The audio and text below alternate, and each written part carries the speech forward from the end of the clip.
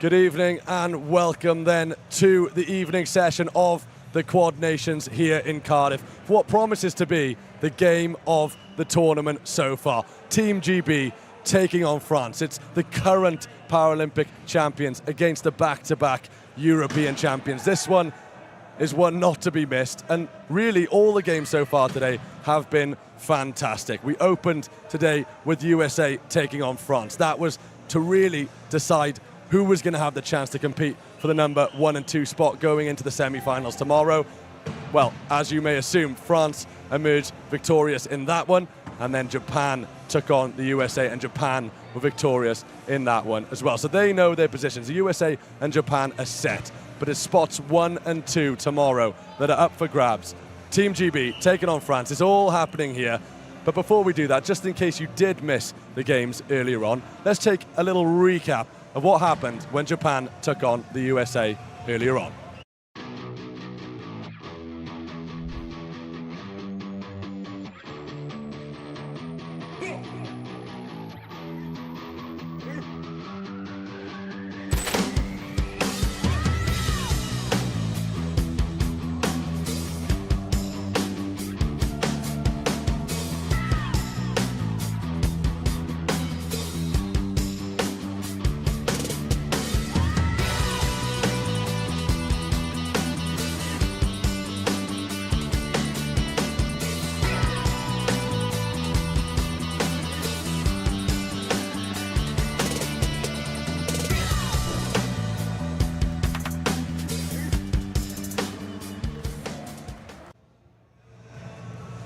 So then, as I said, potentially the game of the tournament so far here then. It's set up on paper to be a fantastically tight game. On paper, it is the game of the tournament so far. What are your thoughts on how it will actually pan out? Joining me, Jim, give me your thoughts. Yeah, no, I'm really excited for this game. Both teams unbeaten so far in the tournament, so it should set up for a really interesting match. Both teams will be going into this tournament looking to go undefeated the whole way through. So, yeah, really exciting game. You mentioned earlier on, it's a great opportunity for the teams to test things out, see what works, see what doesn't work, and make the changes ahead of the Olympics this summer. If you're a GB player now, you come from pretty good experience on what it's like, what they're going to be feeling. Is it a nerve-wracking experience, this? Because it is a big game in itself. Personally, I find every high-level game really nerve-wracking, but, I mean, these guys have done it time and time before. You're right, this isn't the Paralympics, it's a stepping stone on the way there, so they might not be looking to show everything that they've got, but they're going to be really trying to make a stamp, let everyone else in the world know that GB are here and they're looking to go back-to-back. Absolutely, and these guys are cherry-picked to be the best, and they're going to hopefully take them to Paris and take them all the way in Paris. We're going to take a look at the teams.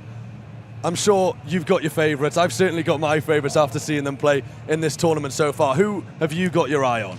So always for GB is Jonathan Coggan. He's the lowest point player on the GB squad, but this will be his 6th Paralympics if he makes it to Paris. He's got bags and bags of experience. He is always in the right place at the right time. And then other ones to look at are obviously Stu Robinson and Aaron Phipps. They'll be set in the court of light with their speed and power. Well, the lights have dimmed. Let's take a closer look at Team GB.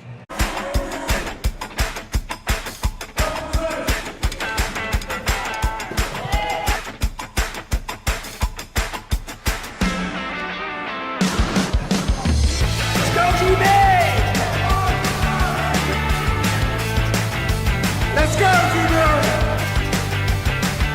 Come on! Come on!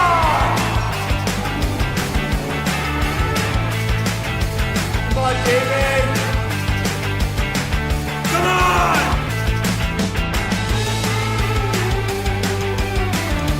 Let's go, GB!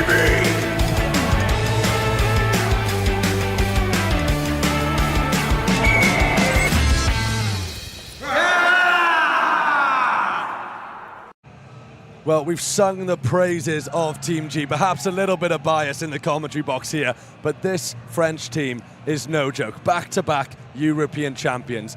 They're not to be messed with. They've got some fantastic players. Standouts for you?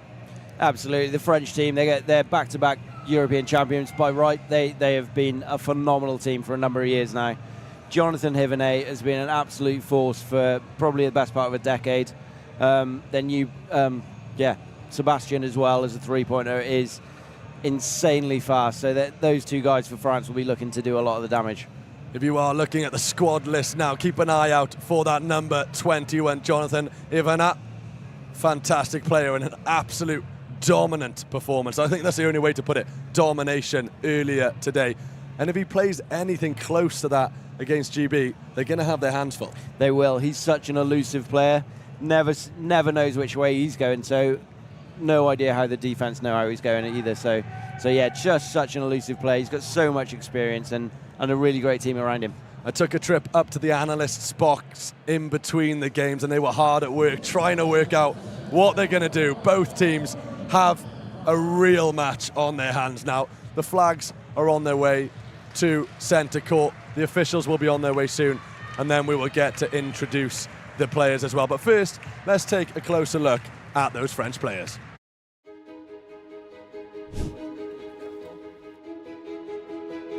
Allez bleu! Allez la France! Allez les bleus! Allez les bleus! Allez les bleus! Allez les bleus! Allez la France! Allez la France! Allez les bleus! Allez les bleus! Allez les bleus! Allez la France!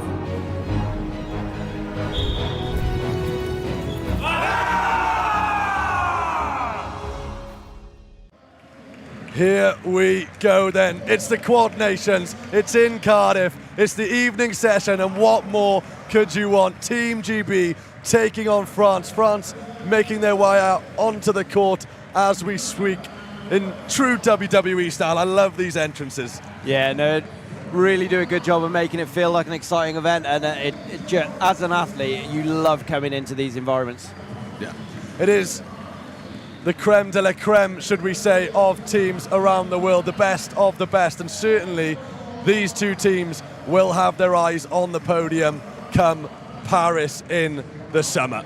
France have made their way onto the court, and we await the entrance of Team GB. A fierce contest awaits for sure.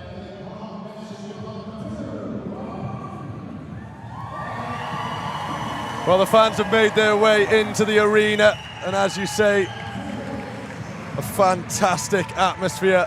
They do a really good job here at making it feel like the occasion that it is. These are the best teams in the world. This is potentially the game of the tournament, and it really does have that feel. Absolutely. All of these teams are really excited to be here. They know that there are very few opportunities where they get to this level of competition before the Paralympics.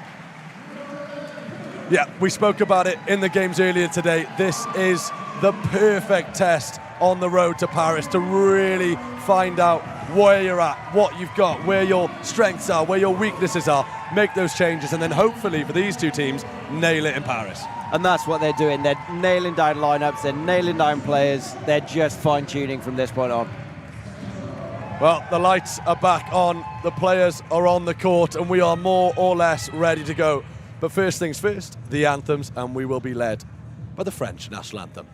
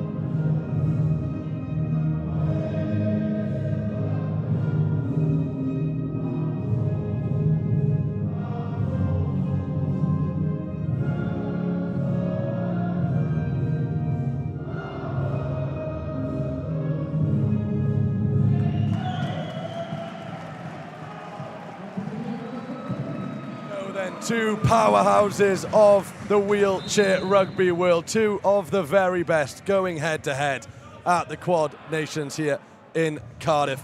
Alongside me, Jim Roberts. I imagine this is the one you've been waiting for. Absolutely. No, this will be a bit of a grudge match from 12 months ago in Cardiff. France beat GB in a really tight European final, so I'm sure GB will be after some blood back. Absolutely, and you've been in situations like this before, situations even bigger than this. How do you control the nerves? Because there will be some nerves, despite the experience of both teams. Yeah, there's always nerves, and I was really worried. Always in the dressing room, I'd feel like I wanted the ground to just swallow me up, take me in, but generally when you get playing, it's play after play, and you sort of zone in then on what you need to do. They've been through the training, they know exactly what they want to do, and like you say, once the game starts, it is just a case of reverting to what you know, and both teams have the ability to win. I'm not going to ask you to call it, but who do you favour in this test? I've got to say GB. I might get strung up on the way out if I said anything else, but no, genuinely believe that GB have got a brilliant chance in this, and I was lucky enough to see them train a couple of weeks ago, and they look really strong, really cohesive unit at the moment, and it's really encouraging to see. Now, I thought you might say GB, and there's plenty of evidence to back up that decision, but likewise, if we were to say France, equally justified, back-to-back European champions, absolutely have an eye on the podium in their home tournament. And come the Paralympics, the home advantage might be the difference, but right now, it's GB's home advantage. It is, absolutely. We're in Cardiff. We love the sport here, so yeah, why not use that to every advantage we can? They've certainly got the support in the arena today. You see plenty of flags, including a massive Welsh flag, which is great to see, slap bang in the middle of the stands. Always great to see that. Absolutely. Again, a little bit of bias, but we love it. Yeah. So then, this is what we have been waiting for. The first quarter awaits. Team GB taking on France for what is the dominant position going into the semi-finals tomorrow. The winner of this claims the top spot, and on paper, the easier tie. There are no easy ties in this competition. Nevertheless, both teams will want to win. The players are ready, the referees are ready, the crowd is ready, and we are underway here in Cardiff for the Quad Nations Day 2 evening session, and immediately France get things underway with the opening try of the game. Simple as that, 1-0 France. Simple as that, and interesting just seeing what lineups both teams are running. Obviously France haven't got their star player, Jonathan Hivenet, so really interesting seeing what both teams are trying to put out here in this game. They don't have Hivenet, but they do have Le Guen, and Le Guen has already scored, but answering back almost immediately is Team GB. Jamie Stead goes through to level up the scores. And we spoke about this a little bit earlier on, Jim. The scoring, obviously massively important. You've got to get the points on the board. But these games at this level, the turnovers, those extra points you can get will be decisive. The turnovers are always more vital in these games. So most of these teams were expecting to score. So when you do get a turnover, it really is massive. Jalon, another man who's very familiar with where the try line is. He certainly knows how to find it. And France go 2-1 up in this competition. They still have possession here as well.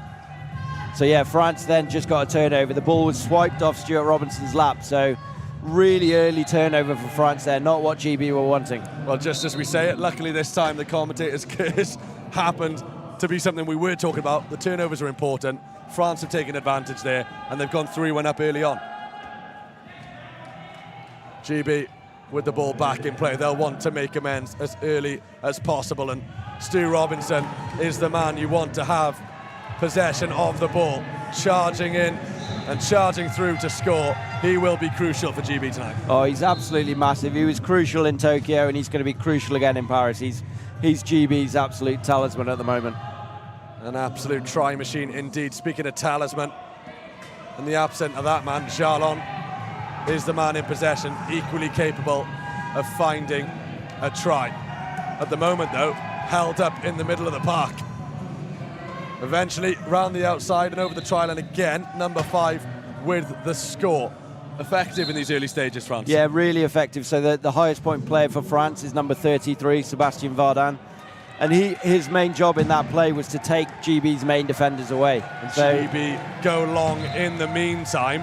Talking about taking GB's defenders away, they did a good job at skipping past the French defenders there. Absolutely. Nick Cummins for GB is always a long outlet. He's just one of those that will be on the end of those passes. He is a bit of a dark horse, Nick Cummins. I think the analyst would describe him as a bit of a menace to the opposition. Certainly a valuable player to Team GB, proving so there as well. France, though, in possession, a 1-point lead as it stands, but that turnover early in the quarter proving to be the difference so far.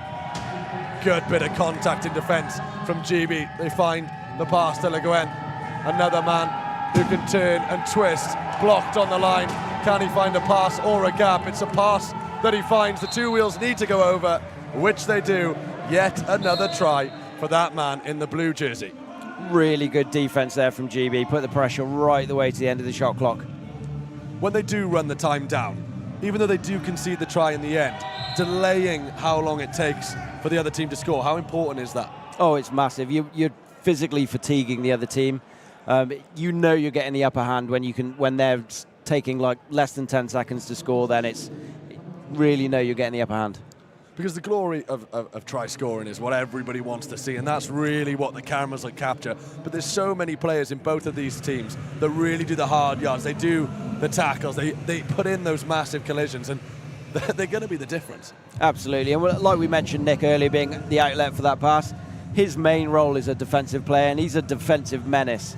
And you're absolutely right that everyone on the team has to be worth their points and really contributing to that team effort. Well, Nick Cummins back upright, at least for now. Can expect a few more big collisions in this game. We will get back underway with Team GB in possession. A little reach for an interception, a decisive pass through to Stu Robertson. The try machine strikes again. So decisive with their pass in GB. It was, and it was a really good play actually, because France had a really strong defensive position there, but GB managed to make it pay. You mentioned the conversion rate of these teams is so high. Like you say, aiming for a 90% conversion rate.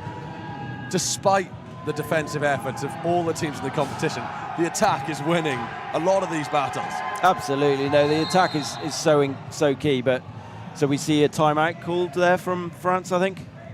We do have a little repair needed as well, I believe. Oh, get out of jail free card there for the French. Le Guen is the man. GB had an amazing press on there. They were really struggling to get out within the 12 seconds. So for France to have that opportune equipment timeout, that was lucky. Le Guen 3.0 classification. You can see it there on the back of the wheelchair. Such an important player for them, and like you said, they do look to the higher classification players to make the difference, so they'll be glad he's had the change of tyre, and he's on the ball now. Beats Stu Robertson, then gets absolutely bombarded with collisions, and somehow comes out on the other side unscathed and with the ball in hand. Yeah, absolutely. Bulldozes his way through that key defence. It's incredible to see how these players do ride those collisions. They beat the tackle and come out on the other side and score a try, and GB will be looking to do the same here. Not a straight path to the try line this time, though. It will have to be another decisive pass, two back-to-back, in fact, and GB pick the French defence apart, and it's that man again, Nick Cummins, with the try. Beautiful play, really, from GB. We've seen that passage of play when they get the passes moving, and it's really smooth play. The coaches must love to see that. Absolutely, and they're having to struggle as well. I mean, France, Cedric Nankadin, he's doing an absolutely massive defensive effort on Stuart Robinson at the moment. So GB are having to work for these a little bit. They are indeed, and in these kind of games, it's a rare occasion when you can go through and score a try without being contested, but really it was the long ball there that presented the opportunity to create.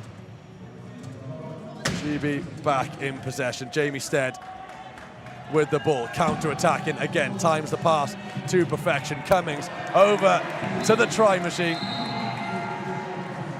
We're going to see that a lot tonight, and again, if they can give Stu Robinson the ball in the right position, you can trust him to finish off.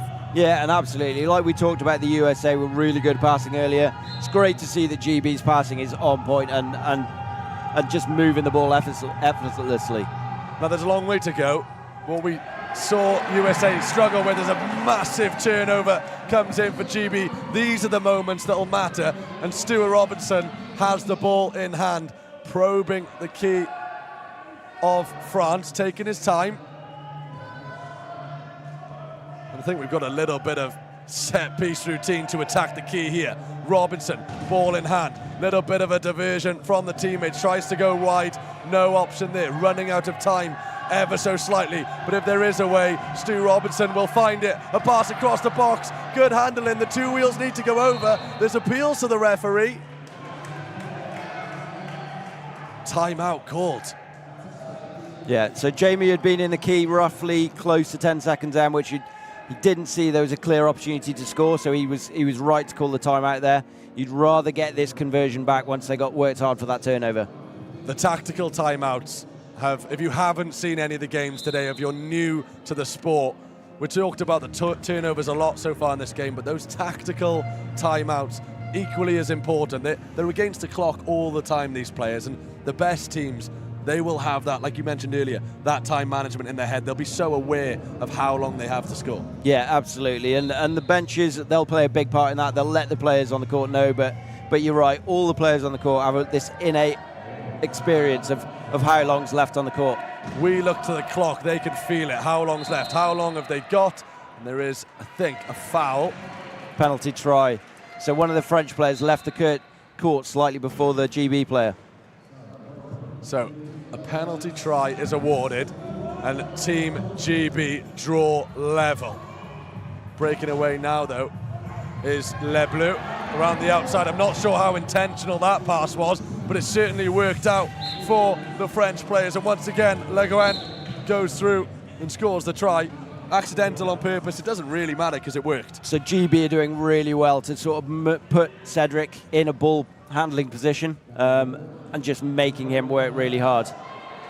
Kieran Flynn, the ex-rugby player himself, massively important to this side, capitalising there. It's a level game, 8 apiece, and this is kind of what we hoped for, really. The game level, fiercely contested. It takes effort, determination, precision. Big collision incoming, just dodged. That could have been a rough one for Jalon. Fortunately for him, he managed to dodge it. Yeah, Stuart was coming in like a freight train there, not something that you want to be on the back end of. And what a pass there. So that's got what we call a spinning foul. So Stuart was hit behind the axle and went down as he was passing the ball, but just the presence of mind to make that pass as he's on his way down, just phenomenal. Well, we saw it earlier from Aoki of USA, having the composure and the precision in those post-contact moments where you are about to go down. That's what makes the best players in the world the best players in the world. And it was a foul, but it's still a great opportunity for a pass, really. Oh yeah, if there's an opportunity to score, you take it. 100%. Well, the replay there didn't quite show the impact that Stu Robinson took. And the collisions are encouraged. It is a contact sport. There are a few rules. You can't hit them behind the axis, and that's exactly what happened there, as Jim mentioned. GB won't worry too much because Stu Robinson isn't injured, and they finally got the points on the board. Absolutely. We see a lot of big hits in this, but the chairs do take most of the damage. I mean, it is a physical sport, but yeah, the chairs are there to soak up a lot of the impacts. Some of the collisions you see will make you wince, and some of the passes, especially that one, have made GB win so far. He couldn't collect it. It's calling time. No, you just got caught under the wheel. Got caught under the wheel, but you have to be in control of the ball before you can call a timeout. It's not happening, is it? It's stuck, I think, the ball. Yeah, he'll need assistance to get that from there. Calling for assistance. It's wedged in there. Brilliant handler. We mentioned the wheelchairs being custom built for the sport. I'm not sure they're designed to handle the ball as well, but decent control with the wheelchair there. No, some of the worst crashes I've seen have actually come as the result of rolling over a ball or getting a ball stuck between two collision players. There's only so much you can take into account when designing these chairs, and they are magnificently designed, as you mentioned. they take the brunt of the collisions because the sound is piercing enough. And as I say that, bit of a piercing attack from Team GB. Couldn't quite break through. There's a tip in defence, but they've done their job. Putting their bodies and their chairs on the line in defence, France. Absolutely. Fallen player there, so they'll just have a reset here, and GB will get a fresh 40 on the shot clock. And that's encouraging for them because despite the attack starting quickly and it looking encouraging, they kind of did hit a dead end there. Really, it's nice to have that reset on the clock. No, really, yeah. So Jonathan Hivenet was playing a really good defensive role, and he was just shepherding GB all the way back, making sure his other defensive players could recover onto that play. Indeed, we just got a replay here of that, and you can see GB did hit a bit of a dead end, and it was good defence from France, but they'll have more defending to do. 32 seconds on the clock to turn this opportunity into a try. And we are getting to that point where now the teams will start to look at scoring last goal, so they'll start to manage that game clock. That's something you've definitely taught me today, is how important the time management is in these games. And you're watching at home, you might not get a sense of how the teams are managing the time, but they've done it well there. 1:55 on the clock, they ran it down. Most importantly, they got the try, and they got the lead as well. Absolutely. Here's France, just pinned, and there is a turnover. That's massive. Stuart Robinson with the ball in hand. A massive turnover and a massive try as well, because now they've not only taken the lead, they've extended the lead, GB. 11-9, they are in front. And France won't like that one bit. You'll certainly see them try and answer for those points as they call another timeout. Yeah, no, this is a really strong passage of play from GB. A timeout, a turnover, or a couple turnovers, in fact, really sort of asserting their dominance at the moment. It's the first time, really, we've seen a team take a bit of an advantage, really. 1 minute 30 or so on the clock. And like you say, they're managing the time, but now they're ahead. And France, really, the onus is on them in the closing stages of this first quarter to close that gap as much as possible. And if you want one man to try and do that, it's this man. Here he goes. Ivana finds his way through, simple as that. There's only so many adjectives, words, descriptions you can use to describe how good of a player he is. Yeah, goes back and forth, but it makes it look so effortlessly when he's pushing the chair. Kieran Flynn going through, looking for options, finds what is GB's best option, and that is exactly why. Can he reverse it over the line? No, but he's got the vision to give it back to Kieran Flynn.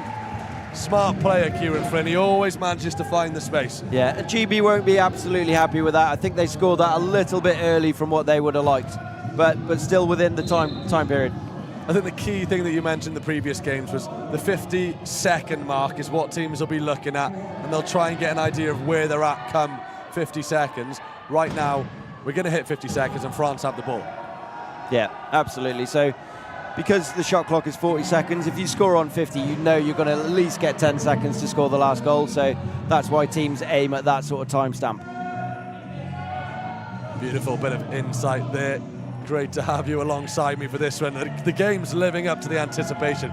We were buzzing for it in the build-up. And the team so far are delivering. A bit of space there, good defending from GB, a spin, and another interception from Team GB, from that man, Stu Robinson. He'll go through, managing the time though. He hasn't let it go to his head, he's slowed it down just enough. GB will more than likely score the last point of the half and have the advantage going into the second quarter, should I say. Absolutely, and that was really good composure from Stu there. Often when you get a turnover, you'll be in a heightened sense of excitement, but managed to calm himself, realised what the clock was doing, and just guaranteed we're getting that last goal. And that's the professionalism. My head went, the interception's there, they're going to score the last try of the quarter. But Robinson's experience there, he knew to slow the game down, and what an advantage that will be. GB go into the break 13 points to 10. It was a very even half, but really now, going into the break, GB will be the happier of the two teams. Absolutely. I think France got the first upper hand. They got the first turnover. GB scored, or had to call a timeout early, but then from then on, it's all been GB traffic. They've looked effortless scoring, and they've really put the pressure on France defensively. Exactly, and that is the difference. We can't I can't really emphasize it enough. The difference in the game is the turnovers. The difference is Stu Robinson, vice captain for a reason, try machine for a reason. Is there anything more?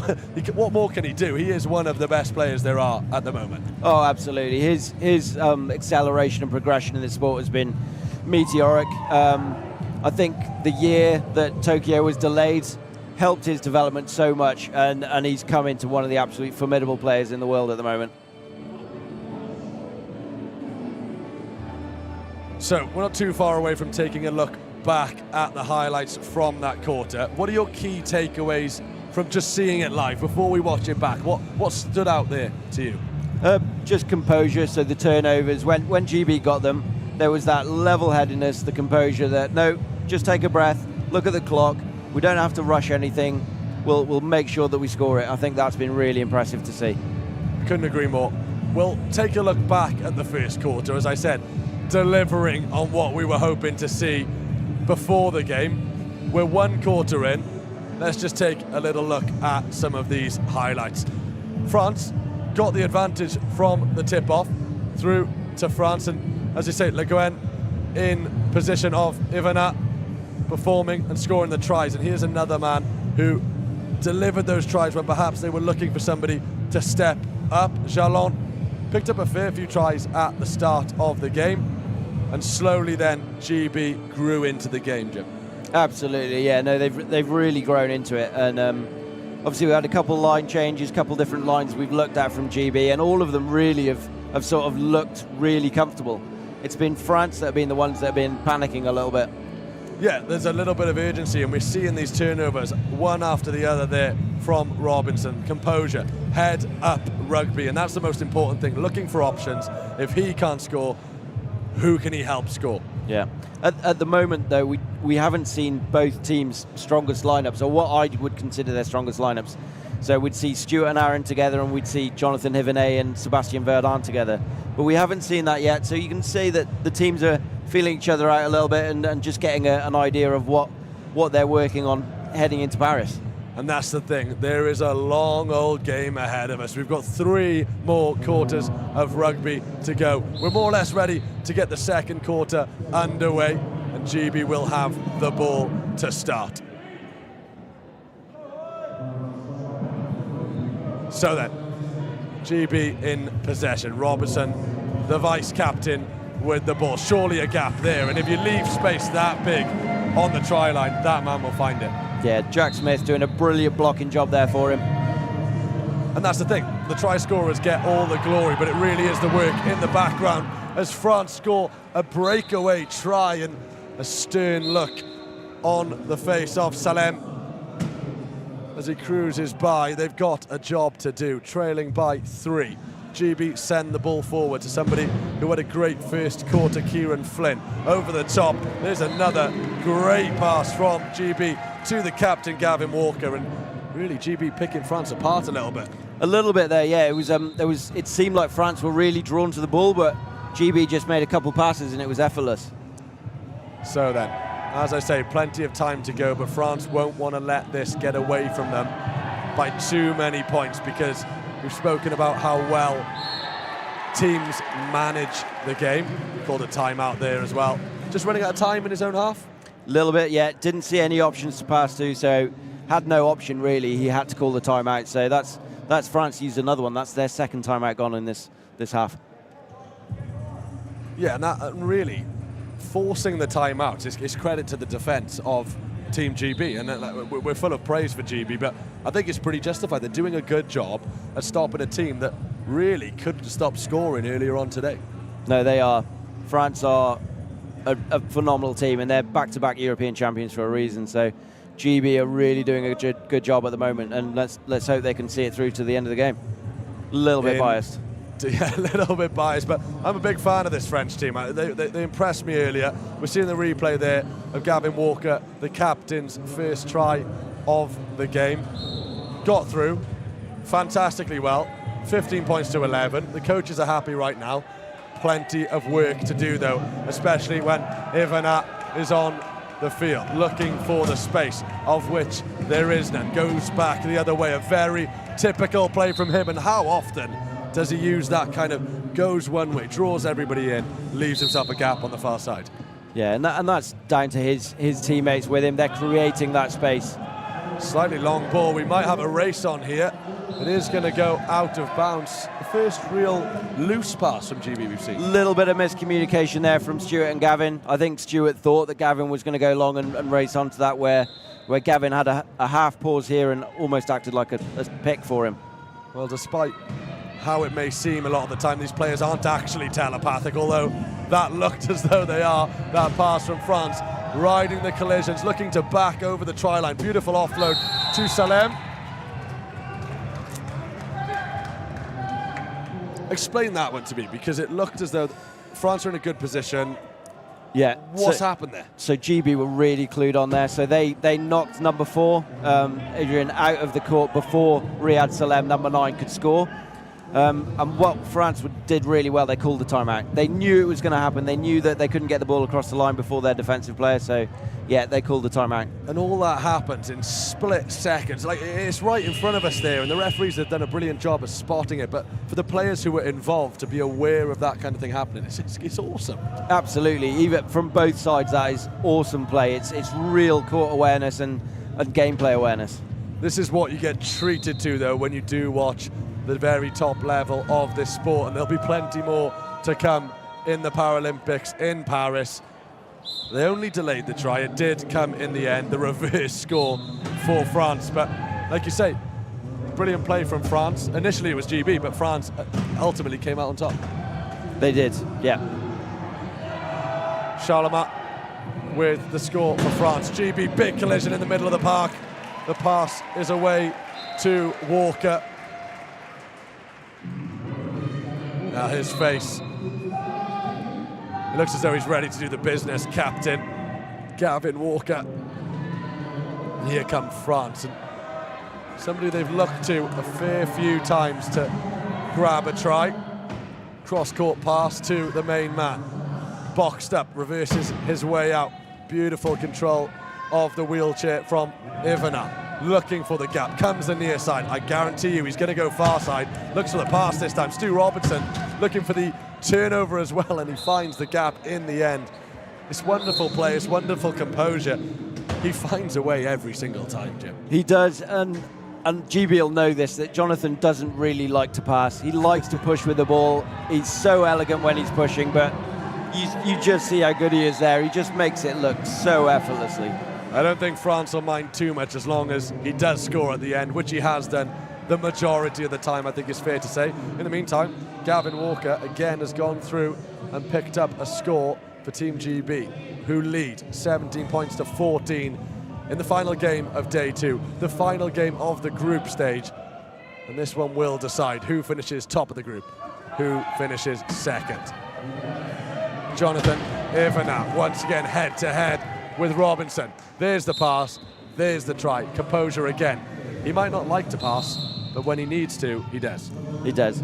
We've seen a little bit of interesting tactics here from GB. They're preferring to do a key defense rather than press France the whole length of the court. So perhaps they're just trialing something ahead of Paris, or they think this is a real strength that they can get turnovers in. Well, it's a long, long game. That will certainly conserve energy for the third and fourth quarter and the rest of the second quarter to come, really. They're already in the lead. It puts them in a good position, you'd think, because the defence is working well enough, especially with the turnovers from Robinson. Yeah. And we're about to see a lot more pace on the court. Aaron Phipps has joined us. Robinson sends it forward, and here is Aaron Phipps. Just like that, comes onto the court and scores his first try. Really does bring that extra bit of pace. Bit of a crowd pleaser, Aaron Phipps. Certainly plays up to the crowd and delivers that bit of flair and pace, as you mentioned, Jim. Here come France. Big hits, 3 back-to-back massive hits, looking for the turnover. It's knocked out of the hands, but who's there arriving? It's a blue shirt. It's De Crey, and they score. Straight away, there's no time to get a breath in this sport. Certainly not for the crowd, but absolutely not for the players. Big hit on Robinson, rides the challenge, gives the bounce, takes the hit in the middle, and once again sends through Aaron Phipps for another try. There's some big hitting guys on the court at the moment, and you're just hearing those crashes.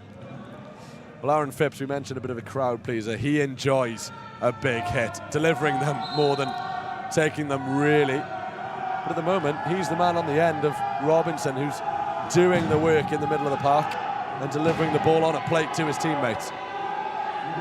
France. Well, that was over on the far side. Big deflection. A little bit of pressure applied there for GB, and it's working. I think so. I think that was it a turnover? Couldn't quite Can't see down there's there. So many players in the way along this touchline. So much passion all the way along the near side. We'll have another look of it here. Ivana has the ball off the base of the chair. It is a turnover. Yeah. Put Jonathan under enough pressure. The pass was a little bit dodgy and couldn't quite gather it. So, yeah, massive turnover for GB. Could be a gift presented by Salem, unable to control. Love these moves. The attack on the key coming up from Team GB. Robinson always leads the attack, tries to go to the near post, squeezes his way through. Good strength. Good work. Very tight around that near side corner there. Well, they'll be very aware of how wide they are and what gaps they can fit through. We watched Aoki earlier. If the gap isn't big enough, he'll make it big enough. Robinson a little bit smoother. Just like that try from France. They're still in this game, France. They can't write them off by any means. GB with a 1-2 in their own half. Coming forward now. Supporting player looking to block the defence, which they do so. Little pass over the top. And Kieran Flynn, once again. Kieran Flynn, one of the most competitive players in Team GB. He'll be loving getting amongst the tries. Yeah, and I'd say this is probably one of France's strongest lineups with Jonathan and Sebastian on the court at the same time. So GB opting to go for more balanced lineup, pass the ball around those two high point players. You mentioned there Jonathan, Ivana and Le Gouen being two of France's best players, and they linked up there to score the try almost immediately, and they did make it look easy. Could that be a big turnover for France? Unlucky for Le Bleu. Got a handle on it. Number 7 it was. It is GB ball. Thierry couldn't quite control. Another massive hit goes in on Robinson. Looks for the pass, finds it. Middle of the park coming forward. GB. 3.5 minutes to go. 27 seconds on the clock to score this one. Looks for the pass, and the captain, composed once again, avoids the challenge on the line and scores. That was cheeky. Yeah, always love to see a little cheeky fake. So 22 points to 18, as I say, just over 3 minutes on the clock. Dodges the collision with Robinson. That's what everybody wants to do, is dodge a collision with Robinson. And Ivana is one of the best at doing that, scores again. The tries are coming a little bit easier at the moment for France. They are, absolutely. So, I mean, Jonathan and Sebastian on the court at the same time. They are so fast. They make offensive look so easy. They do indeed, but they must remember defense is there. And it certainly is there for France right now. Options deep. Stu Robinson on the ball once again. There's a gap, it closes, goes left, there's the pass. 2 wheels over. Little bit of contact on the line, I think. We will have a repair coming up as well. Contact on the line, Jim? Can we see over on the far side? Contact on the line? Not sure there was. I thought that was a tyre of a GB player when it was up in this court, so it was a good job that we didn't call the technical there. It was indeed the tyre of the French number 44.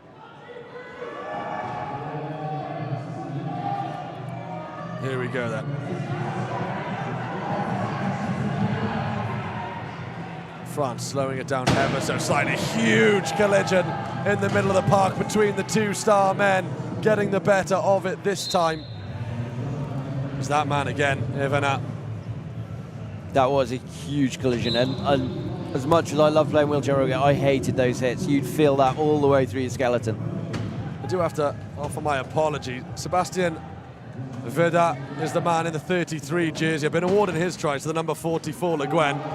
It absolutely is Vida. As you say, one of the best players in that French side, getting so carried away with their creativity that it really doesn't matter who scores the try because they are finding a way to get it over the line. Those two players work so well together, and that's the main lineup that they've been using in those European Championship games that they've been winning, and they just make it look so effortless.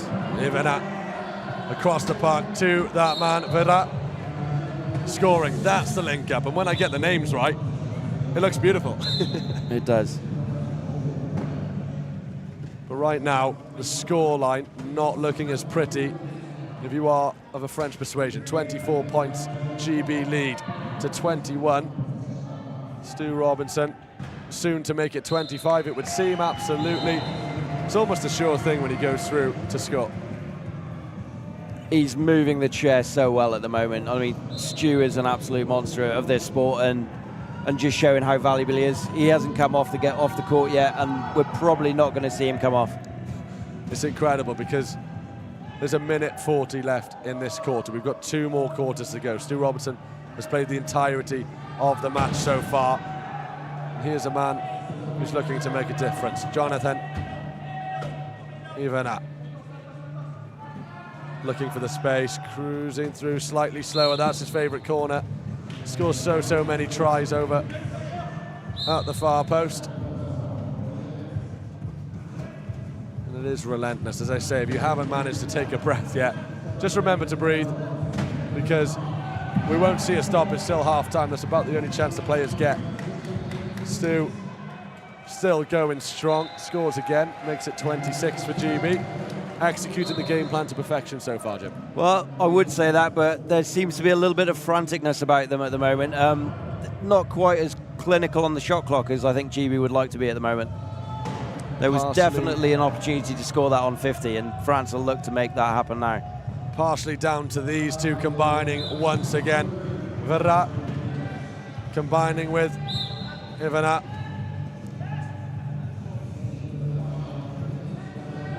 France score once again.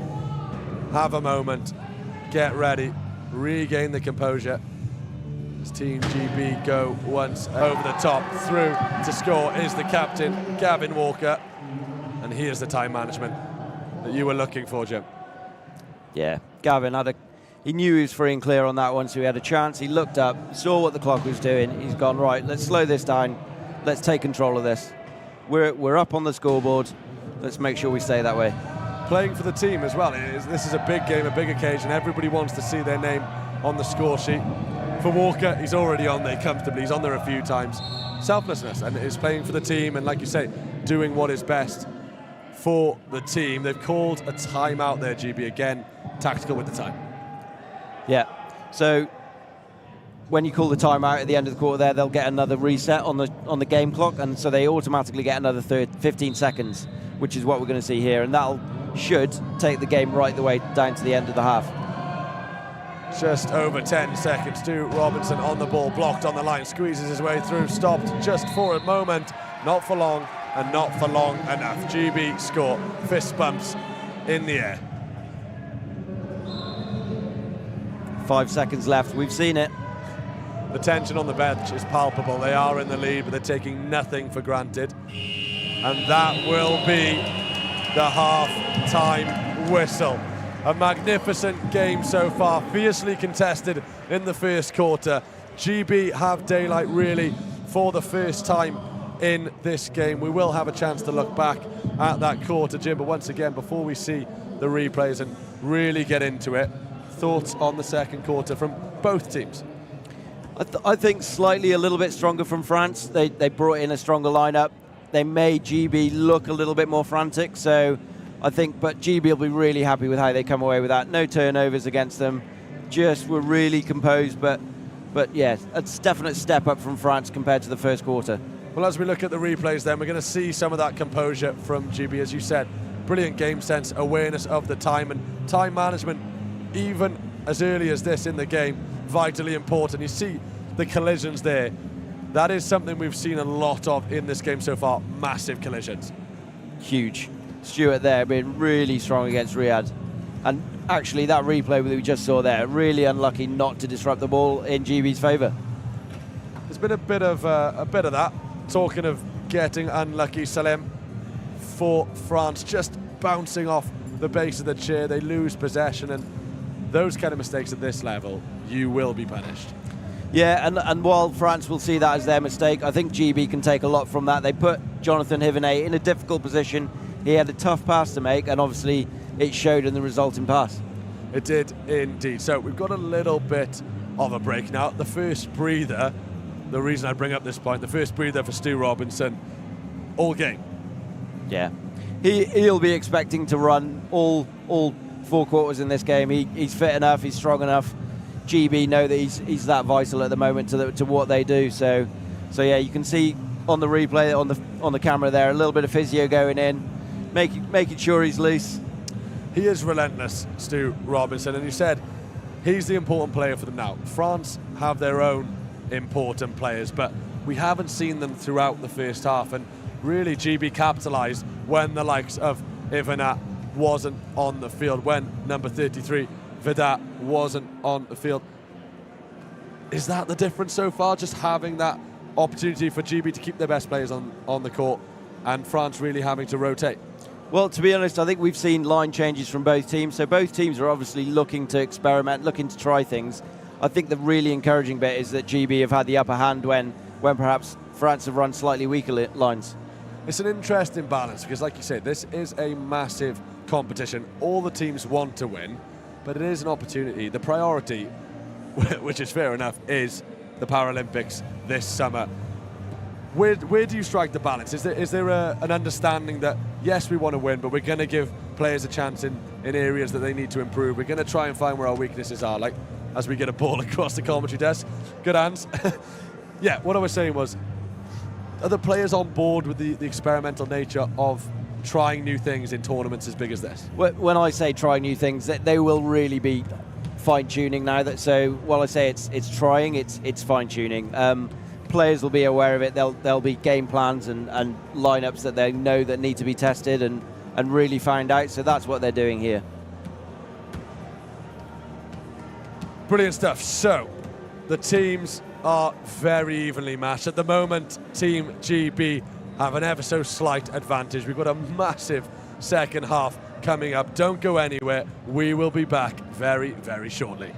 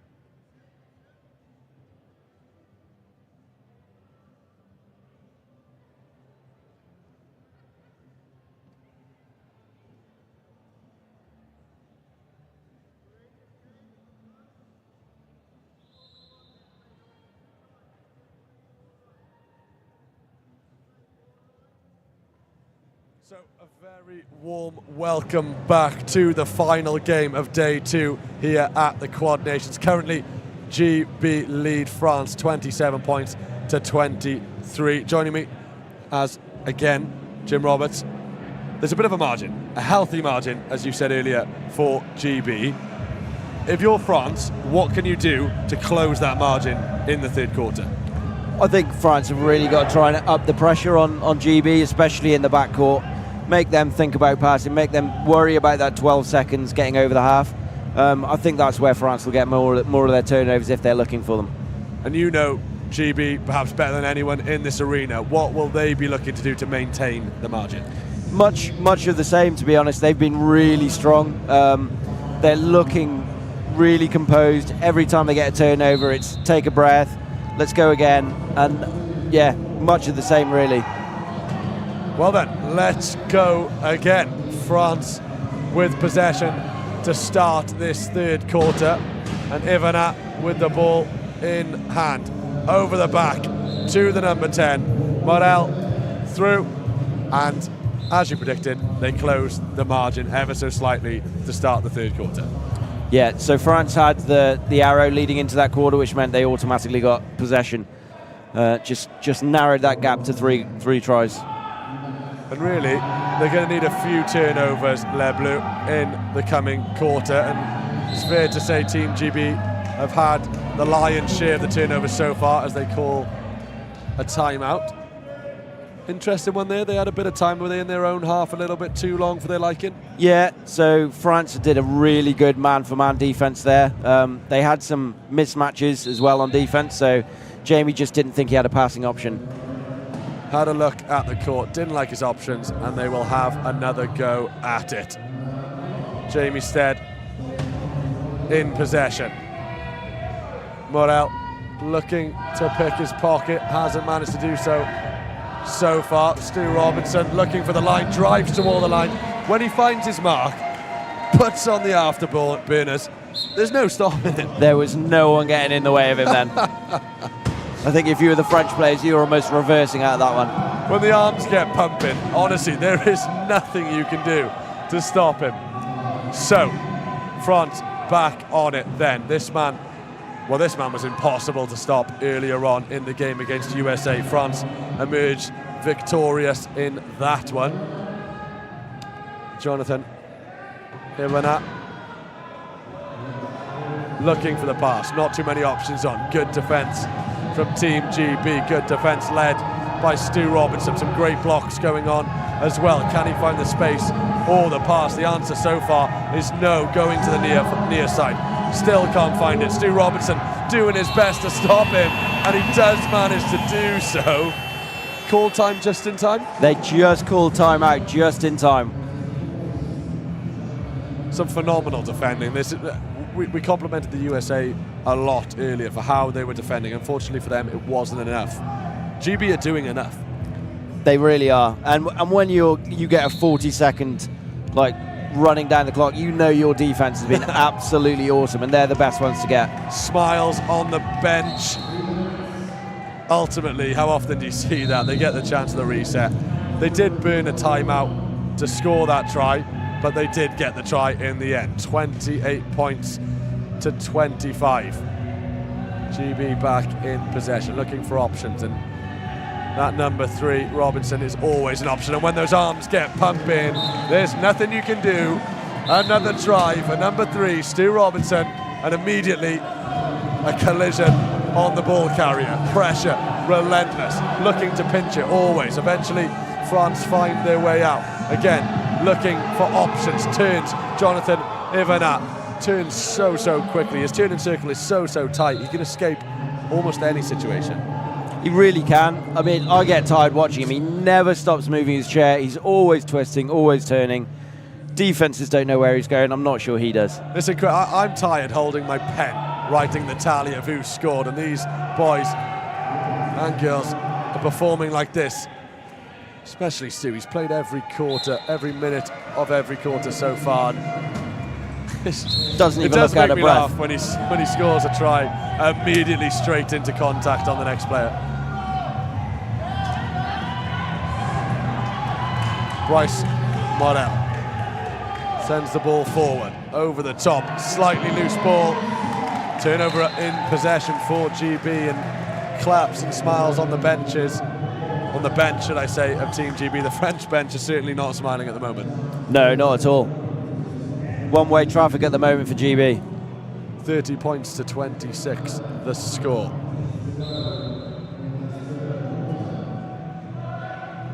Ball goes into play. Turn and go. Didn't even put 100% into that. Backs himself when it comes to pace. No, and every other player on the court knows just how fast Stu is, so when he's got that head start, they know they're not going to catch him. An outrageous collision from Stu Robinson. He is not afraid of anything. Composure though, post-contact from Ivana. 2-on-1. This should be a try, but that man is the one you want defending. Stu Robinson, can he win the ball back? Not quite. Hands in the cookie jar in that one. I think that's my favourite expression. It was really good defence. There was a 2-on-1 scoring opportunity for France.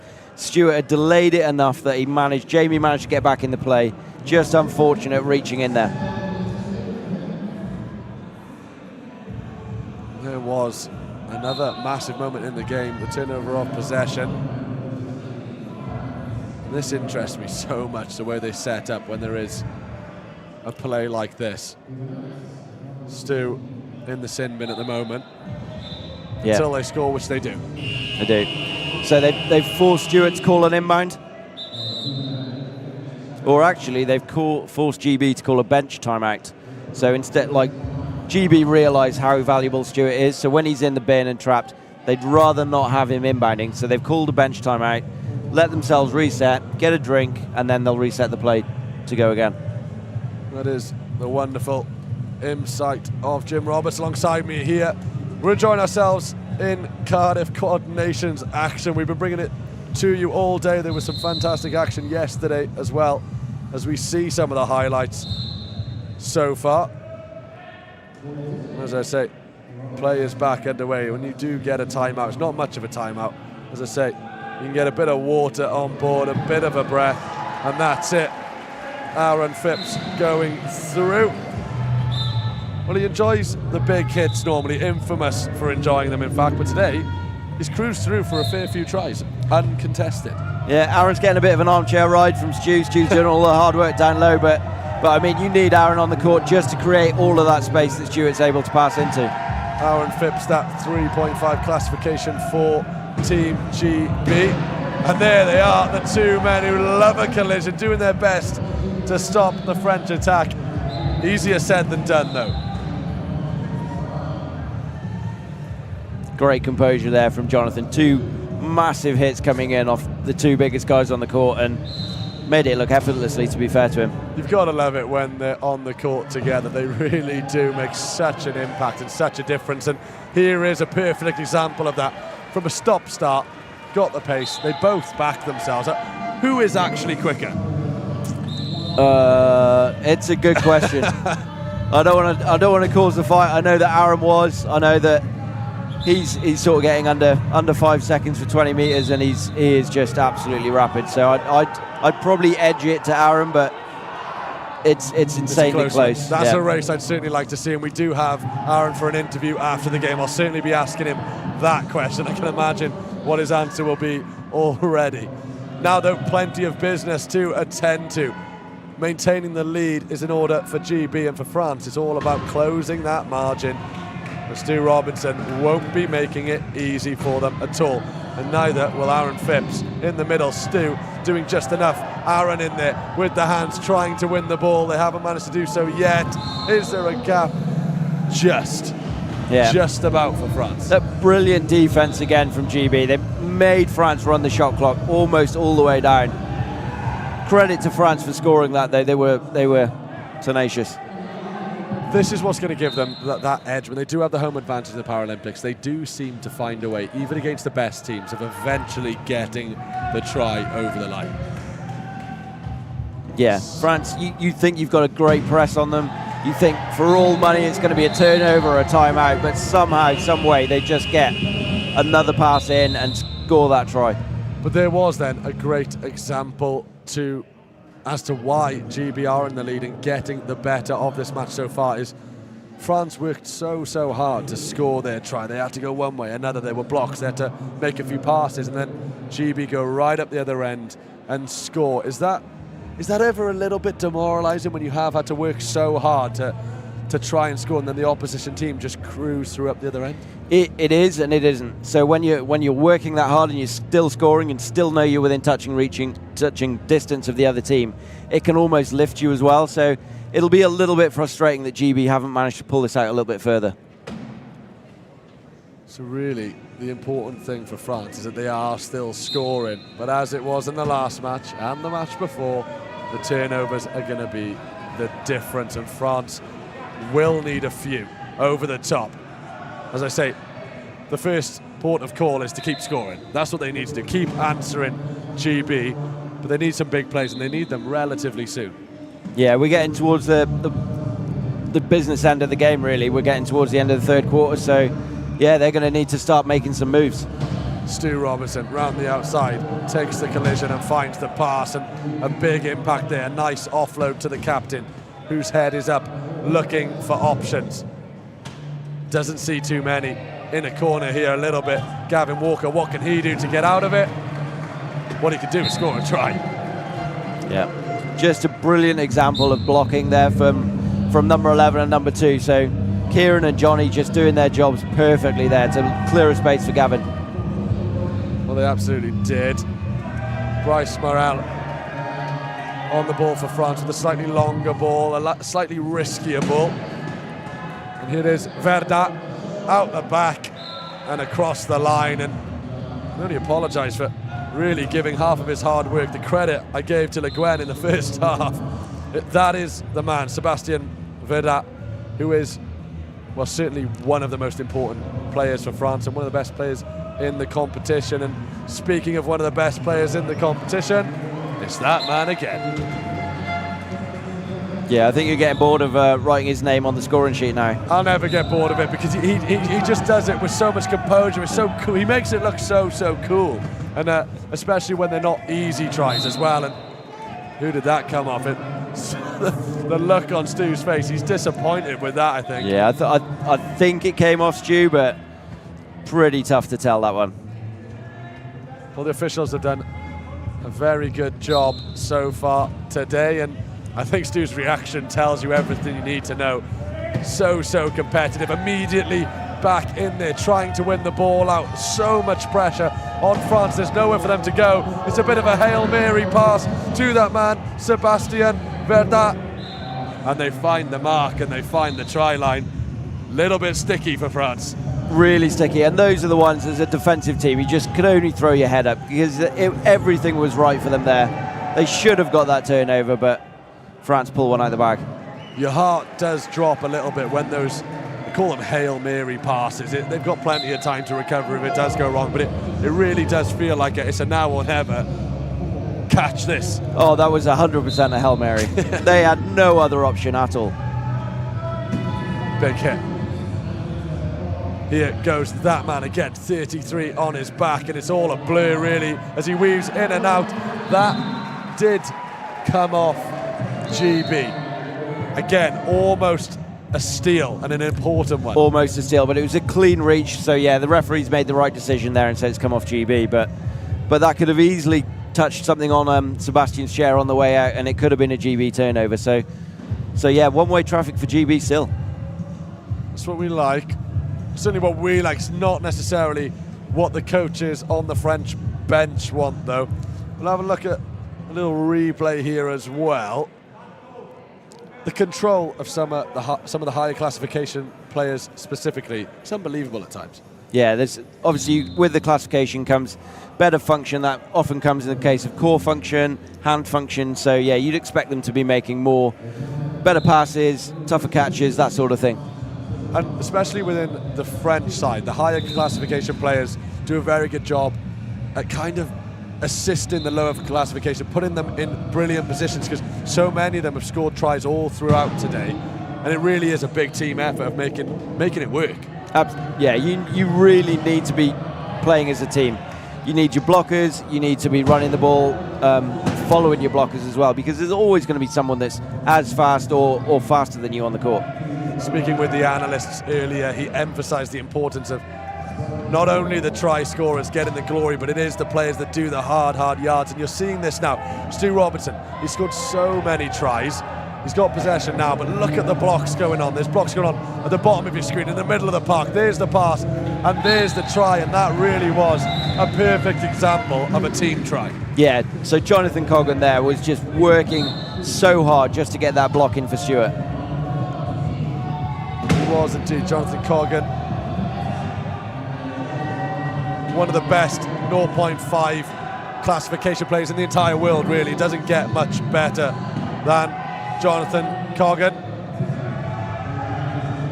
For France, it doesn't get much better than this man, Sébastien Verda. And another opportunity there where GB, you think a turnover's coming, but somehow France managed to pull it back. Indeed, and they've kept themselves in this game. Less than 30 seconds to go. The margin is 4. The GB will look to manage their way to a 5-point margin as we head into the final quarter of the game. Big difference here. The fans are pretty vocal. You can hear some shouts and screams from the stand. Patience though. The countdown, 5 seconds left. Score for GB. Every second does count, but that's not bad in terms of timing to defend now for 2.5 seconds. No, that's exactly what GB would have wanted. And that is that for the third quarter. GB take a 39 to 34 point lead into the final quarter. Fiercely contested as you predicted, Jim, but the margin very favourable in terms of Team GB right now. It really is, and I think GB have the arrow going out of this into the last quarter, so it should be then pushing up to a 6-try lead. 6-try lead. It's comfortable, it's nice, but you can't get complacent. Talk to me about what the coaches will be saying to the players. I'm not saying the players even need instructions on how to keep their heads, but in a competition like this, the adrenaline's high. How do you keep your head going into a fourth quarter when you're in the lead? So you've got your patterns. You really want to just stick to what you're doing offensively. Make sure you're scoring your tries. That's the main thing. You still want to emphasize the intensity on defense, because if you start slacking off on defense because you think, oh, we'll save a bit of energy, suddenly your offense becomes harder because the team, they've got their energy back from scoring easy goals. Yeah, well, so couldn't agree more, really. You put it there perfectly, so we'll move on, because what more can you add to that? From a French point of view, the interesting thing about this competition is that there are no easy games. As we said at the start of this game, these two teams are fighting for the top spot in the group and second position in the group. We've seen the other two teams today so far. You can't really have much of a preference, because you're either facing the USA, the #1 ranked side in the tournament, or what was, quite frankly, an amazing Japanese team and a performance from the Japanese team earlier on today. You don't want to play anyone, really. I mean, that's why we're here. GB have invited all the best teams just so they can test themselves, really get an idea of where they're at. These are the games that you just can't replicate in training, so they'll really relish the opportunity to be put in these situations. Like you said, the group stages didn't really matter. Every team was going to get into a semi-final. Now the tournament starts. Yeah, absolutely. And the thing is, come the Paralympics in Paris later on this year, really, everybody here will be looking for a podium. We've said that. And this is the time to test yourself against the best, because if you are going to win gold, chances are you're going to have to beat a team at this competition. You really are.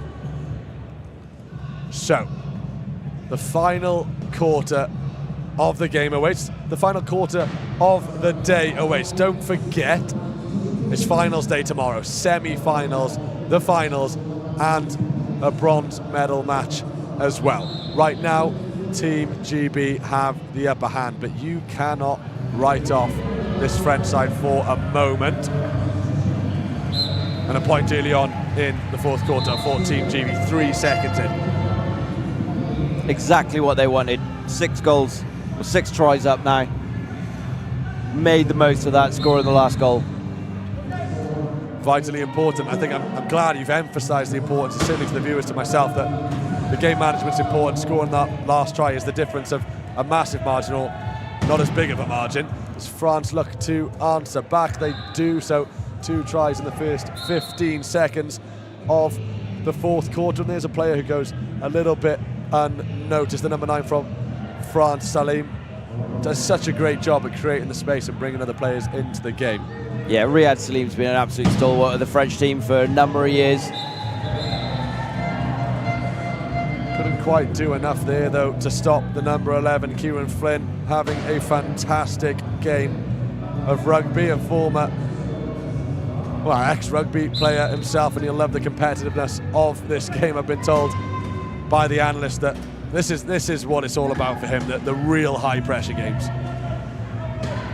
Yeah, and I mean, every athlete here, this is what they were training for, this is what they want to be a part of.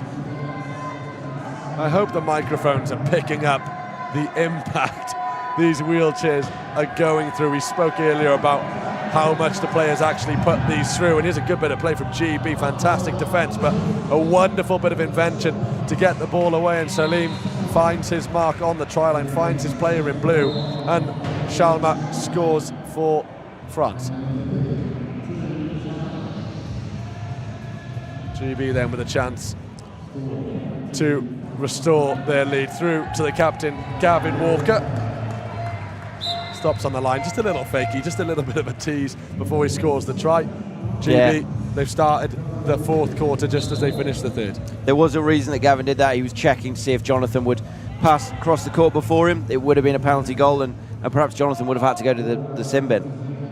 There is always that awareness of the top level players, just thinking ahead of everyone else. They know exactly what they're doing, they know where the teammates are, they know exactly how long they have in each half, they know what the clock's saying, and this man, who's one of the best, Jonathan, even a bit of pace towards the try line, a little chip over the top, and that's something that I've really been impressed with today from all the teams, just that composure in the key to find those players. It was something I really struggled with as a player. I used to hate running key attacks. Everything's condensed. All the little mistakes are emphasised so much more. So much more of a fan of that kind of play, a bit of open space, and you can counter at pace. Yeah, get the wheels moving. That's what I liked about the sport. So 6 minutes to go then in the final quarter. What are you liking from GB so far in the game? Is it that relentless defense and then fast attacking play? Yeah, that's exactly what GB doing. They are being relentless. They haven't dropped off for 1 second on what there's been their game plan for the whole game, so it's really encouraging to see. Delaying this French side from getting over the line once again. No options in the key now. Salim Robinson reaching in, trying to win the ball back. There's plenty of hands in there. No foul committed, but France don't have much longer to score. Do get over the line though. Again, just seem to be pulling magic out of the hat. They are an unbelievable side. They're all unbelievable. What more can you say? These are the best of the best. There's only a handful of sides that can compete at this level in the world, and these are two of the very best, and you have to say two of the favourites going into the Paralympics in the summer. Definitely on form on this tournament anyway. We've seen some really top level rugby this week so far. French ball. 5.5 minutes to go. The score, 44 points to 38 in Team GB's favour. A big reason for that is Robinson, who has been relentless from start to finish. Surrounded in the middle of the park. A stern look on your face, Jim. The offload comes in. The pass over the top. Can they score from this situation? 14 seconds they have to try and do so. Again, good defence from GB. This man bobbing, weaving, goes one way, looks the other, sends you one way, goes the other. A pass over the top, on the line, a reverse over, and a score for France. With 1 second left on the clock as well. It's so impressive. Honestly, they've had to work. The positive for GB is that they've made France work hard, but as you say, France will be encouraged by the fact that they have found a way in the end.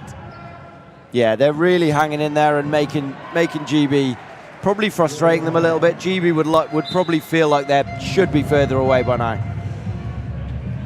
Well, they have scored a fair few tries, but they've managed to work the right pass, the long pass, and it's been a pretty carefree ride over the try line, and you don't get too many of those at this level. There's been a few, and that's encouraging. Salim with the ball, big collision, big collision. They love it over there. So that was a holding foul from France. So he must have. So when Jonathan Hivenet got hit, he must have touched the GB player that hit him. Kieran Flynn was the man with the block, and for the first time, that man Stu Robinson takes his place on the bench. There's high fives all around. What a performance from that man as he takes his place for, I think it's fair to say, a well-deserved rest. Yeah, he's put in a massive shift, and that obviously signifies that GB think they're fairly confident now that they can close this game out without him. They've got a 6-point advantage. There's 4 minutes 20 on the clock. And the long ball comes in, and a scorer couldn't stop himself there. It actually knocked over some of the advertisement. He won't care one bit, though. Another try for GB and another try for that number 11, Kieran Flynn. Aaron made him work for that one. That was a bit of a risky pass, and, well, I think Aaron should be buying Kieran a point after this tournament. Well, we'll have a chat to Aaron Phipps following the final whistle. That number 13 in the middle of the park done his job today, scored a fair few tries, put his fair share of big collisions in as well, and he is making his teammates work, but at the end of the day, the try is scored, and that's all they'll really care about. Yeah, and that extended that lead, so they're out to 7 goals tries now. So that was a huge score for GB to get. It was indeed, and really, we spoke about how impressive Japan were earlier today. Team GB equally impressive, as we see there. A little bit of violence towards the advertisement, and they'll keep that on the court if they can help it. Back on the court, Sebastian Verra. And there is that link-up. One of the best link-ups in the competition. We talked about Sarah, Adam and Aoki for USA, and that was the dream combination. That France certainly have their own dream combination. But GB have more than one dream combination. Aaron Phipps on the ball, turns, finds his captain, and his captain takes a leisurely look around and goes over the line. They make it look easy at times, Team GB. They can, and that's what they're doing. Just taking a couple seconds here and there, wherever they can, just to make it that little bit harder for France to come back into it. Enjoy the moment.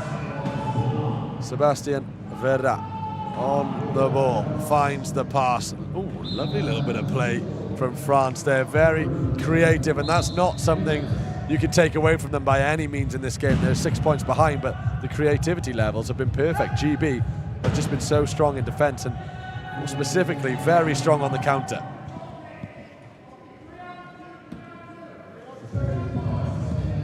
Three on two. There's only going to be one outcome there, isolating the French defence. Really well worked try there. You need to be scoring those 3-on-2s.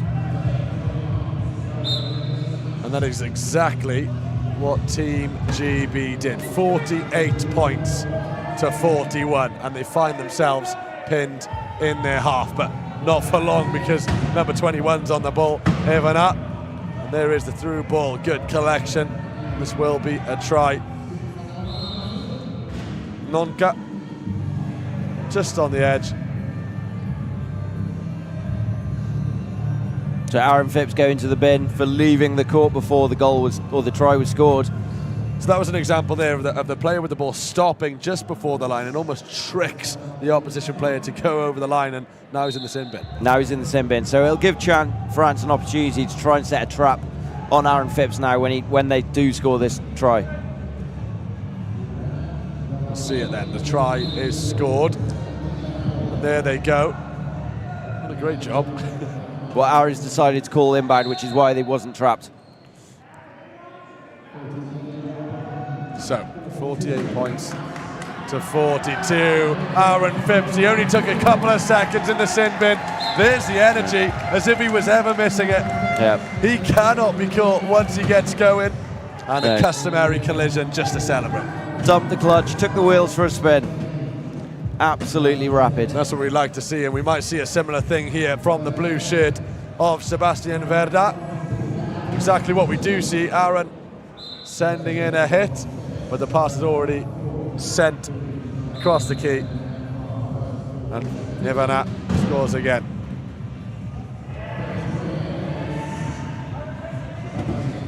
Aaron, once again, I can't wait to chat to him after the game, because when he is on the court, he's nigh on impossible to stop. He's so strong, so fast. Just an absolute asset to GB. You won't find many players at this level avoiding collisions or avoiding players, but I think that a few of them out there would like to avoid Aaron Phipps if they can. Well, it has to be said though, despite GB having the better of the match, they haven't quite kept a lid on Ivana as much as they'd liked. He's a hard man to stop, as we discovered earlier on when the USA tried to do such a thing. Speaking of hard men to stop, there's another one, Kieran Flynn. If you were going to try and choose a player of the match for this game, good luck with that. How many names could you think of off the top of your head who've performed really well for GB today? I think top of the list has got to be Stu Robinson. Just the shift that he put in at the start of this game, relentless in his effort. Didn't look like he broke a sweat either, sat in front of us here. Well, I will get you to confirm the player of the match a little bit later on, but as you say, it's a pretty easy answer. But there were plenty of contenders, because even if you did take Stu Robinson out of the team, which GB have done in the last few minutes, the team has performed exceptionally well even without him. And worst case, if they have to do a similar thing in Paris, it's good to know that they are capable of performing even when their main man is on the bench. Yeah. And a player that's really stood out for me is Kieran Flynn. He's a relatively new player on the international scene, but really stepped up. Looks so composed out there. It's a joy to see that the progression's just coming through in strength and waves in GB. A very solid player, Kieran Flynn, but also a very intelligent player as well. He knows his positions, and more often than not, you'll see him pop up in space, and he'll have more time than many players on the board just because of that position and awareness. He offers a block to Aaron Phipps. He's doing a brilliant job, and it's worked. Aaron Phipps has the pace on the outside. Not quite though, because he's up against Sebastian Verda, who equally is very quick himself. And for the first time, we've really seen Aaron Phipps caught and stopped. Well, I think the only reason for that was Aaron had to get the dribble in, the 10-second dribble. Otherwise, I think he was going around the outside of Sebastian. Very difficult to do when you're running at that pace. And there is the clock and the turnover for France. They go for the first play in a while. They've actually got the ball without conceding a try, and that hasn't happened too many times in this game. No, that was a really well-worked defense there from France, and it just shows that even towards the end of this game, they're not giving up. They're willing to try things and really put the pressure on GB. And they will close the gap for that, sailing through to score a try for his team. And what an important player, but there's no smiles because the margin is still quite a big one. There's only a minute left. It's been a nigh-on perfect performance from Team GB, and I'm sure they'll want to see out the last minute of the game in similar fashion. A risky ball from Aaron Phipps, really the first mistake, giving the opportunity to Sebastian Verda to score and close the margin a little bit more. And that's back-to-back turnovers there from France, which is really encouraging from them, but not so from GB. I think GB really need to realise this and perhaps make a line change or perhaps a couple tactics changes. Just what's going on? Why are they getting the upper hand all of a sudden? When you do have such a big margin, you do have more of a license to take those risky balls. But as you say, the momentum can shift so quickly. One turnover happens. Next thing you know, two turnovers have happened. Fortunately, from a Great Britain point of view, there's only 48 seconds left, so really there is no coming back from this for France. But you say that, but I have seen I've seen crazier things happen in this sport. You'd hope not for GB's sake, but it's been known that big swings can happen. And really, France are the team you'd back to do it. They have been exceptional today. They've been exceptional so far this tournament. They beat Japan on day one. They beat the USA earlier this morning. They'll be very confident going into the semi-finals. Likewise, Team GB will be going in with a lot of confidence as well. And the last 35 seconds or so really just looking to solidify what has been an exceptional performance from the players in the blue and white of GB. Watching on from the bench on the left, Ollie, pretty happy with the team's performance so far today, I think.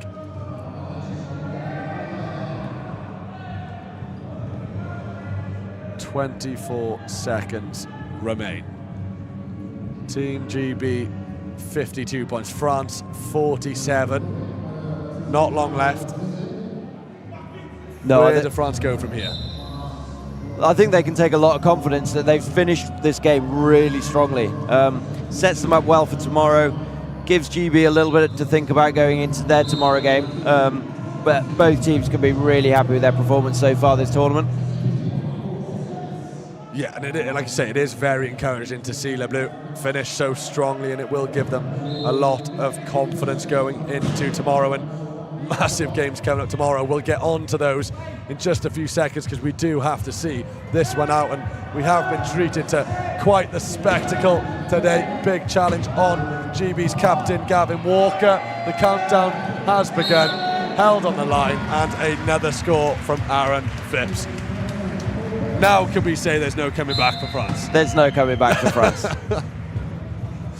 There we are, the long ball goes forward, the clock begins a flick on. Can they get one more? No, they can't.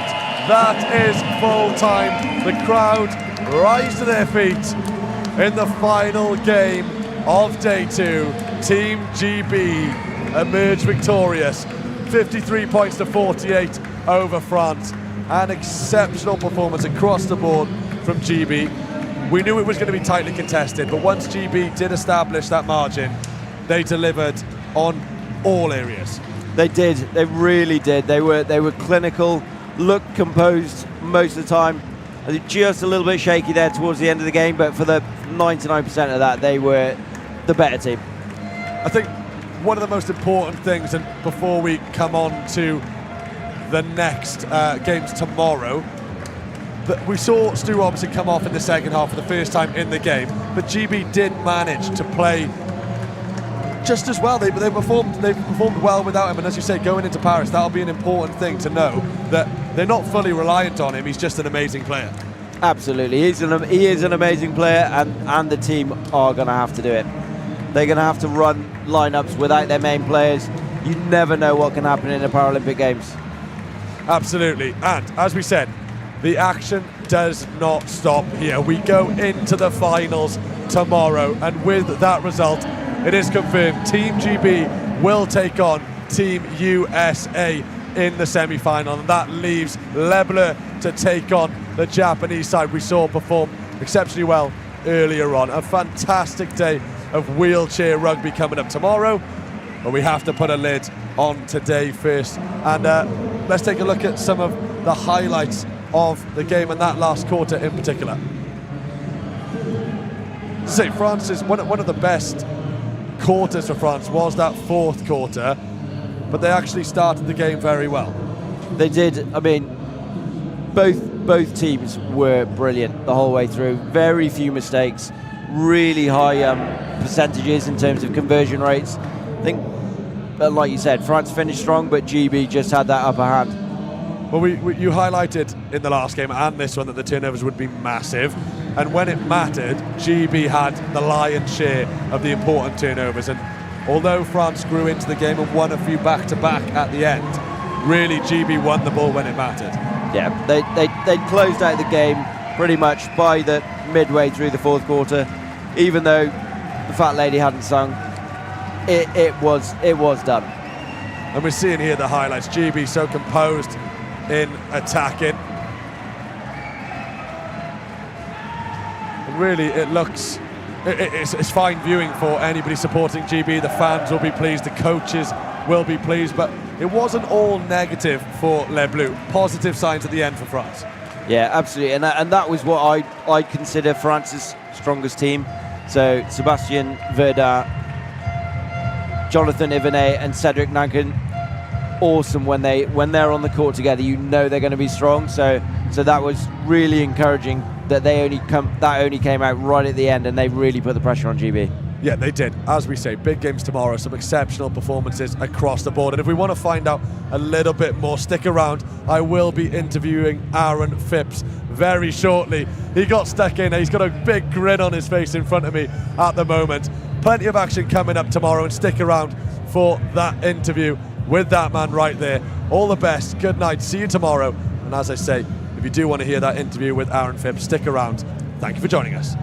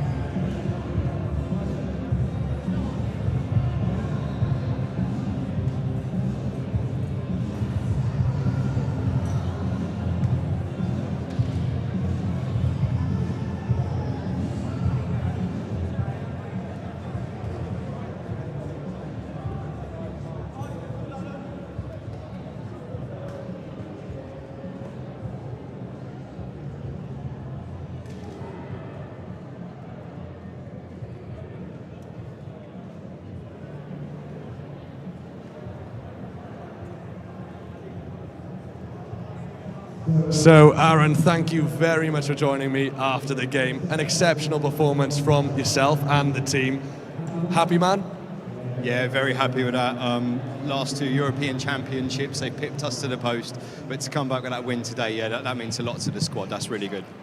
A little bit of a revenge mission, perhaps. Then you mentioned the European Championships in the past. In terms of mentality, was it a case of we need to beat them? This is our moment to really prepare for the Paralympics this summer? Well, yeah, absolutely. I mean, this year, every team's coming out firing. It's incredibly close at the top. So we play every game to win, as my teammate Jim used to say. And, yeah, we came out today and put in a solid performance. Some of the areas, we were massively impressed on commentary with specifically Stu Robinson, amazing pace there. And then you come on the field and put on the afterburners a few times. We're dying to know which one of you's the quickest. Who would actually win in a 20-metre race? I can't throw my teammate under the bus like that, but it's clearly me. Well, we didn't want to hedge our bets, but we assumed you would say that. To more serious things then, you have some big competitions ahead, not to mention the Paralympics in the summer. Is it all steam ahead now? You've seen what the opposition look like. You've got a big day tomorrow. In terms of preparation, it doesn't get much better than this. No. We've got these last few international matches here. We've got the Canada Cup, and then it's into the big one. So we've got to take every opportunity. We're obviously going to get all the video footage from this as well. We'll be going away, analysing that, just looking at every performance game, every little tweak that we can make. You can only try and be better tomorrow. That's what we're going to continue to do. And in terms of tomorrow, it is the USA you will face in the semi-finals. They've looked impressive. Well, every team has looked impressive. Are you ready for the game? Are you confident? And that result must fill the team with confidence. Yeah. Play every game to win. The USA are a solid unit. I think Chuck's back. He's been a little bit poorly. He's a solid player, so he'll be one to watch and we'll watch out for us. But yeah, we'll come out again and try and put in a performance like we did today. Now, just to wrap up, I'm sure yourself and the team and, well, everybody here will have an eye on the podium come the summer. Chances are you're going to have to beat somebody you've played against in this tournament. How confident are you going into those Paralympics in just a few weeks' time? Look, it's so incredibly close to the top. You can't rest on your laurels in this sport at all now. You know, games are going to 1 point, going into a double overtime. So we'll just be looking at every little marginal gain that we can get and taking nothing for granted. You know, any of these teams can come out firing. Anything can happen at any minute. It's a sport where you can't control everything. You know, your tyre could burst as you're crossing the line and you can lose a game. But we'll just go into that positive mindset as a unit and do our best. Couldn't have said it any better myself. Anything can happen in these games, and that's why we love Wheelchair Rugby. Thank you very much for joining us, and the best of luck tomorrow as well.